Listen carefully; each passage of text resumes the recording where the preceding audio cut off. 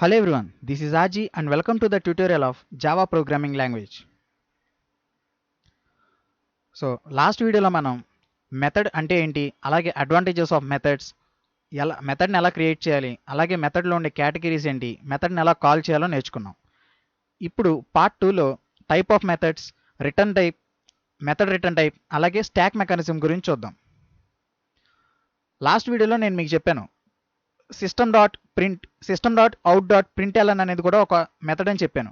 అది ఆ మెథడ్ని కాల్ చేయడానికి ఇక్కడ ఏం యూజ్ చేశారంటే, సిస్టమ్ అనేది ఒక క్లాస్, దానిలో అవుట్ అనేది వేరియబుల్, దాన్నే క్లాస్ వేరియబుల్ అని కూడా అంటాం.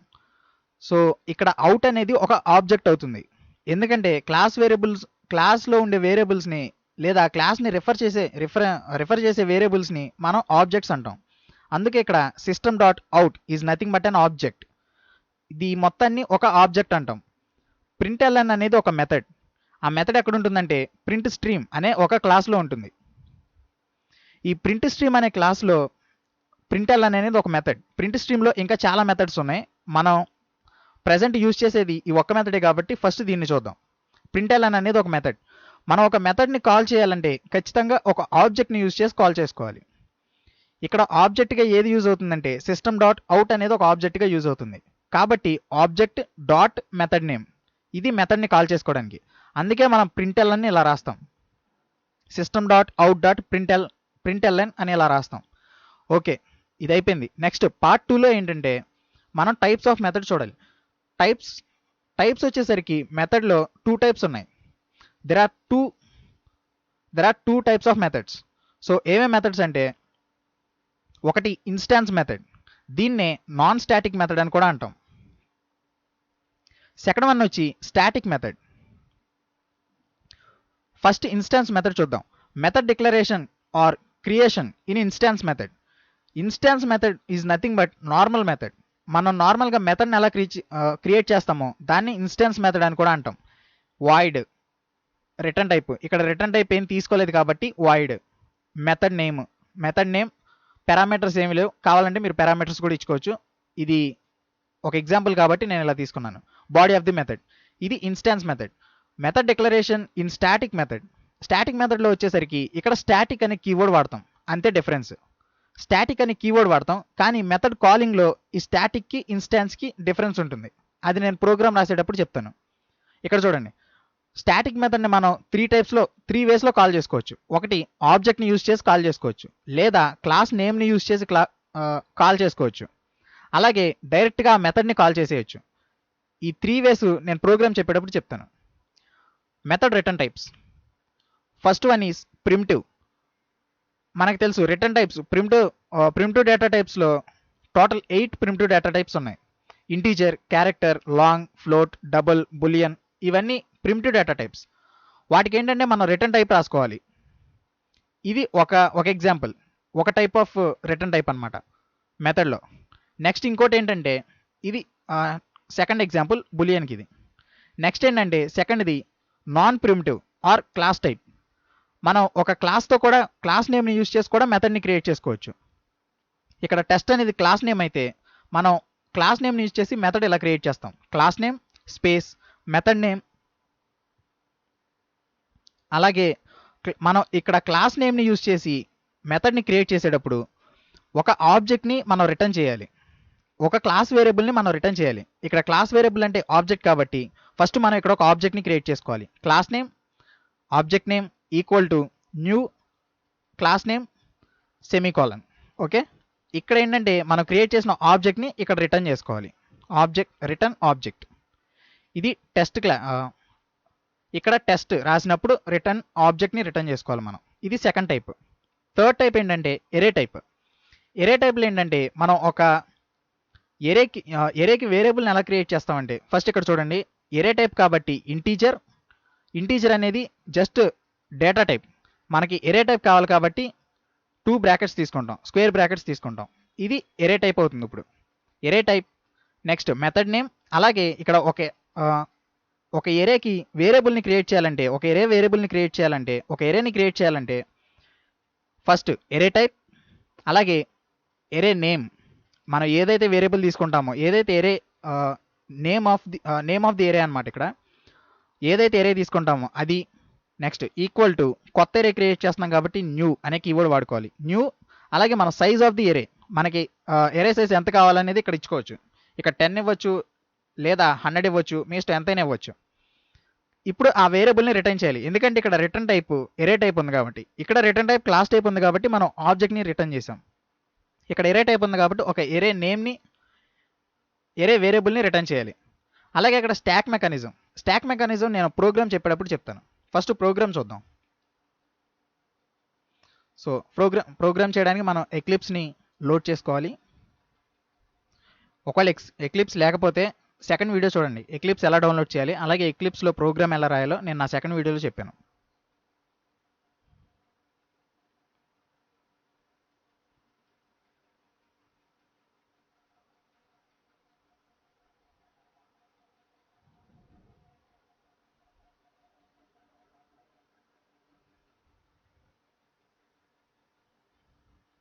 ఓకే, ఎక్లిప్స్ లోడ్ అయింది. ఫస్ట్ మనం జావా ఒక న్యూ జావా ప్రాజెక్ట్ని క్రియేట్ చేసుకోవాలి. సో మెథడ్ అని తీసుకుంటున్నా. ఓకే, మెథడ్ టైప్స్ అని తీసుకున్నా. Method types finish. Okay, method types అనే ఒక ప్రాజెక్ట్ క్రియేట్ అయింది. దీని మీద రైట్ బటన్ క్లిక్ చేస్తే న్యూ అని వస్తుంది. దాంట్లో క్లాస్ నేమ్ తీసుకోవాలి.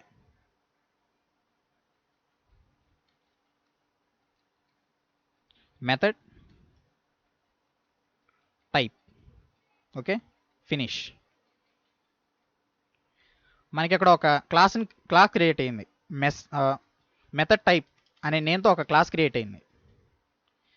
ఇక్కడ ఏంటంటే ఫస్ట్ మనం ఇన్స్టాన్స్ మెథడ్ అలాగే స్టాటిక్ మెథడ్స్ రెండు తీసుకోవాలి. ఫస్ట్ ఇన్స్టాన్స్ అంటే ఏంటి? Just normal method. Void method name మీరు ఏదైనా తీసుకోవచ్చు, నేను ఇక్కడ M1 తీసుకుంటున్నా.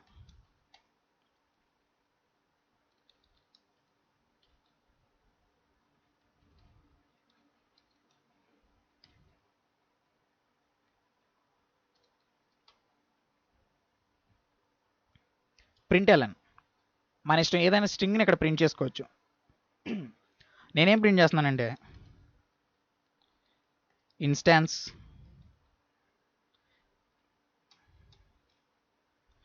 M1 అని ప్రింట్ చేసుకుంటున్నా. నెక్స్ట్ ఇప్పుడు స్టాటిక్ మెథడ్ని రాయాలంటే స్టాటిక్ అనే కీవర్డ్ని యూజ్ చేసుకోవాలి. సో స్టాటిక్ వాయిడ్ M2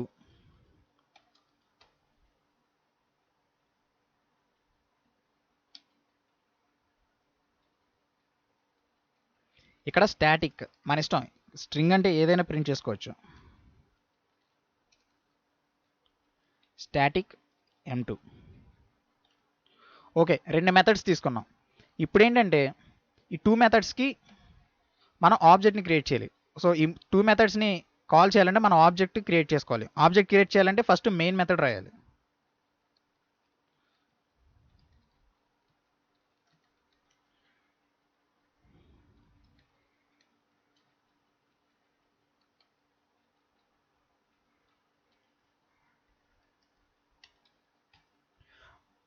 ఇప్పుడు ఆబ్జెక్ట్ క్రియేట్ చేసుకోవాలి. మనకి క్లాస్ టైప్ ఏముంది? క్లాస్ నేమ్ మెథడ్ ఉంది కాబట్టి, మెథడ్ టైప్ ఉంది కాబట్టి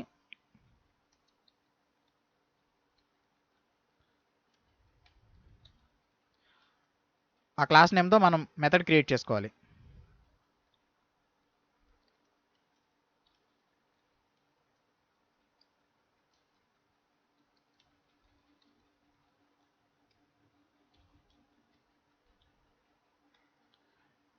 క్రియేట్ చేశాను. ఇప్పుడు ఇన్స్టాన్స్ మెథడ్ని కాల్ చేసుకోవాలి. ఒక ఇన్స్టాన్స్ మెథడ్ని కాల్ చేయాలంటే మనం ఆబ్జెక్ట్తోనే కాల్ చేయగలం. ఆబ్జెక్ట్ డాట్ ఆ మెథడ్ నేమ్ రాసుకోవాలి. మెథడ్ నేమ్ ఏంటి? M1. ఓకే, అయిపోయింది. ఇప్పుడు స్టాటిక్ మెథడ్ని కాల్ చేయడానికి మనకి 3 వేస్ ఉన్నాయి. ఒకటి యూజింగ్ ఆబ్జెక్ట్. ఎలా అంటే మనం ఇన్స్టాన్స్ మెథడ్ ఎలా కాల్ చేసాం అలాగే ఆబ్జెక్ట్ డాట్ M2 ఇలా చేసుకోవచ్చు యూజింగ్ ఆబ్జెక్ట్.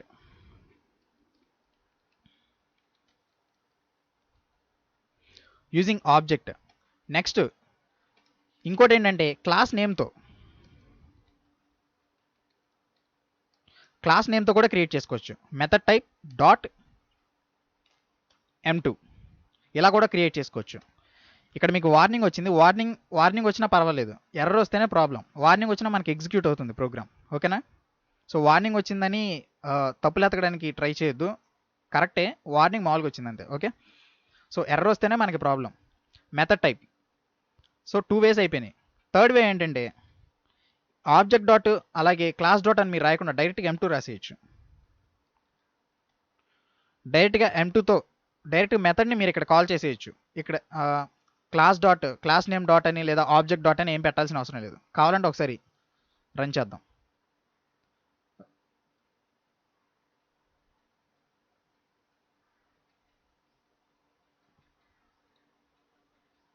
ఇక్కడ చూడండి, ఇన్స్టాన్స్ మెథడ్ 1. సో మనం ఇక్కడ ఫస్ట్ మెథడ్ని కాల్ చేసాం కాబట్టి దాంట్లో ఏముంది, ఇన్స్టాన్స్ M1 అని ఉంది. ఇన్స్టాన్స్ M1 ఓకే డిస్ప్లే అయింది. నెక్స్ట్ ఆబ్జెక్ట్ డాట్ M2, మనం M2ని కాల్ చేసాం కాబట్టి స్టాటిక్ M2. నెక్స్ట్ క్లాస్ నేమ్తో కూడా కాల్ చేసాం కాబట్టి క్లాస్ నేమ్ కూడా వచ్చింది. అలాగే డైరెక్ట్గా M2ని కాల్ చేసాం మెథడ్ని, స్టాటిక్ M2. సో మనం 3 వేస్లో కాల్ చేసాం కాబట్టి 3 వచ్చింది. ఇక్కడ వార్నింగ్ వచ్చినా మీకు కరెక్ట్గా ఎగ్జిక్యూట్ అయింది కాబట్టి వార్నింగ్ వచ్చినా పర్వాలేదు, ఎర్రర్స్ వస్తేనే ప్రాబ్లం. ఓకేనా? ఓకే, క్లాస్ టైప్స్ అయిపోయినాయి. సో టైప్స్ని మనం క్రియేట్ చేసాం. ఇప్పుడు స్టాక్ మెకానిజం చూద్దాం. స్టాక్ మెకానిజం అంటే ఫస్ట్ మనం ఇక్కడ 3 మెథడ్స్ని క్రియేట్ చేసుకుందాం. ఓకే, వాయిడ్ M1 ఒకటి వచ్చింది కదా, ఇప్పుడు M2. స్టాక్ మెకానిజం ఏం లేదు, జస్ట్ బేసిక్ అనమాట. కాబట్టి నేనేం చేస్తున్నానంటే జస్ట్ మీకు తెలియాలని చెప్తున్నాను. ఇది నేర్చుకోకపోయినా పెద్ద యూజే ఉండదు. సో ఇది నేర్చుకోకపోయినా పర్వాలేదు. ఓకే, సో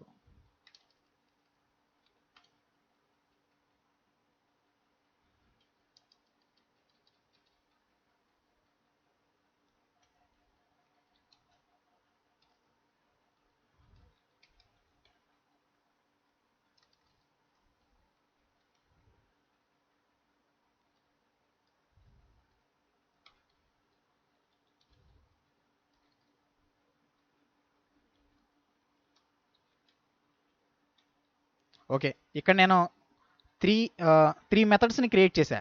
కానీ ఇక్కడ చూడండి, నేను ఏం చేశానంటే ఫస్ట్ మెథడ్లో సెకండ్ మెథడ్ని కాల్ చేశా డైరెక్ట్గా, అలాగే సెకండ్ మెథడ్లో థర్డ్ మెథడ్ని కాల్ చేశా. ఇప్పుడు చూడండి ఏమవుతుందో. ఇక్కడ జస్ట్ నేను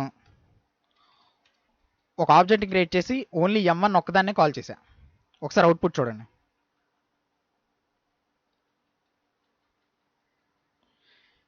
ఇక్కడ చూడండి, మనకి 3 మెథడ్స్ ప్రింట్ అయిపోయినాయి. ఎందుకంటే నేను ఒక మెథడ్లో ఇంకో మెథడ్ని కాల్ చేశా. కానీ ఫస్ట్ ఏది ప్రింట్ అయింది, M3 అనేది ప్రింట్ అయింది. అది ఎందుకు ప్రింట్ అయిందంటే ఇక్కడ చూడండి, ఫస్ట్ మనకి ప్రోగ్రామ్ మనం ఇప్పుడు కంపైల్ చేసేటప్పుడు ఫస్ట్ ఏమవుతుందంటే కంపైలర్ అనేది మెయిన్ మెథడ్ని చూసుకుంటుంది. కంపైల్ చేసిన తర్వాత రన్ చేసేటప్పుడు మనం కమాండ్ ప్రాంప్ట్లో నేను మీకు చూపించాను, జావా C అని టైప్ చేసి ఫస్ట్ జావా ఫైల్ని రన్ చేస్తాం, కంపైల్ చేస్తాం. కంపైల్ చేసిన తర్వాత జావా అనే కమాండ్తో జావా స్పేస్ మనం ఒక క్లాస్ నేమ్ ఇస్తాం. ఆ క్లాస్ నేమ్ ఖచ్చితంగా మెయిన్ మెథడ్ ఏ క్లాస్లో అయితే ఉందో ఆ క్లాస్ నేమే ఇవ్వాలి. అలా ఇచ్చినప్పుడు ఆ క్లాస్ నేమ్లో మెయిన్ మెథడ్ ఎక్కడుందో ఫస్ట్ అది చూసుకుంటుంది. చూసుకొని ఆ మెయిన్ మెథడ్లో ఉన్న కోడ్ని ఫస్ట్ ఎగ్జిక్యూట్ చేస్తుంది. ఓన్లీ మెయిన్ మెథడ్లో ఉన్న కోడ్ని ఎగ్జిక్యూట్ చేస్తుంది, దీని దగ్గరికి వెళ్ళదు. ఇవేవి దానికి అవసరం లేదు. ఓన్లీ మెయిన్ మెథడ్లో కోడ్ ఏముందో దాన్ని ఎగ్జిక్యూట్ చేస్తుంది. ఫస్ట్ ఏముంది, ఆబ్జెక్ట్ క్రియేషన్ ఉంది. ఓకే, ఆబ్జెక్ట్ని క్రియేట్ చేసేస్తుంది. చేసిన తర్వాత దీంట్లోకి వెళ్తుంది, ఆబ్జెక్ట్ డాట్ M1. ఇక్కడ M1 ఉంది కాబట్టి ఈ క్లాస్లో M1 ఎక్కడుందో అక్కడికి వెళ్ళిపోతుంది, కర్సర్ అక్కడికి వెళ్తుంది. ఇక్కడ M1 అనేది ఇక్కడ ఉంది. ఇక్కడ ఉన్న తర్వాత ఇక్కడ M1 ఉంది కాబట్టి లోపలికి వెళ్తుంది. లోపలికి వెళ్ళి ఫస్ట్ స్టేట్మెంట్ ఏది ఉందో అది చూసుకుంటుంది. ఫస్ట్ ఏముంది, M2 ఉంది.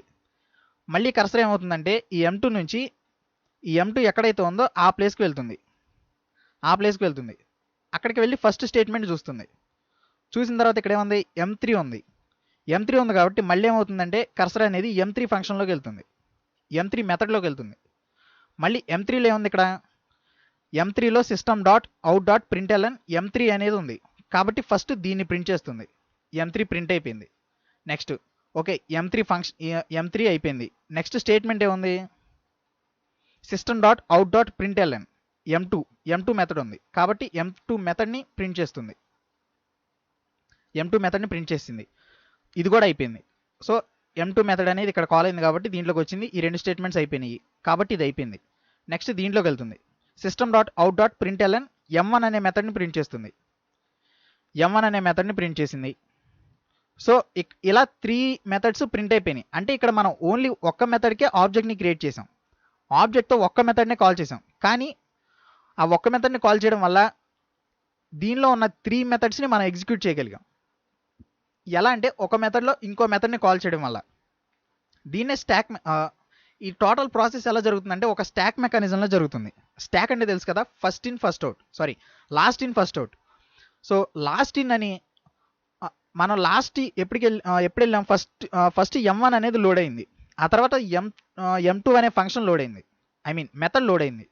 నెక్స్ట్ M3 అనే మెథడ్ లోడ్ అయింది. అంటే లాస్ట్ లోడ్ అయింది M3 కాబట్టి ఎగ్జిక్యూట్ అయింది కూడా M3ఏ. లాస్ట్ ఏదైతే లోడ్ అయిందో అది ఫస్ట్ ఎగ్జిక్యూట్ అయింది, దాని తర్వాత ఏది లోడ్ అయిందో అది ఎగ్జిక్యూట్ అయింది, దాని తర్వాత ఏది లోడ్ అయిందో అది ఎగ్జిక్యూట్ అయింది. దీన్నే స్టాక్ మెకానిజం అంటారు. అది ఎలా అంటే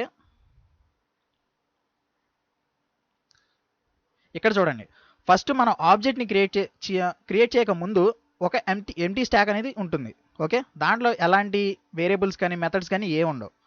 నెక్స్ట్ ఒక ఆబ్జెక్ట్ని క్రియేట్ చేసిన తర్వాత, అంటే మెయిన్ మెథడ్ కాల్ అయిన తర్వాత, మెయిన్ మెథడ్ ఎప్పుడైతే మెయిన్ మెథడ్ అనేది కంపైలర్ అనేది మెయిన్ మెథడ్ని ఒక క్లాస్లో చూసిందో ఫస్ట్ మెయిన్ మెథడ్కి ఒక మెమరీని క్రియేట్ చేసుకుంటుంది. మెయిన్ అనే దానికి ఒకటి క్రియేట్ చేసుకుంటుంది. మెయిన్ అయిపోయిన తర్వాత, అంటే మెయిన్ అనేది ఫస్ట్ ఎంటర్ అయింది, నెక్స్ట్ ఎంటర్ అయ్యేది మెయిన్లో ఉన్న మెయిన్లో ఏముంది, M1 అనేది ఉంది కాబట్టి ఫస్ట్ తర్వాత M1 అనేది ఎంటర్ అవుతుంది. M1 అనేది కూడా ఎంటర్ అయింది.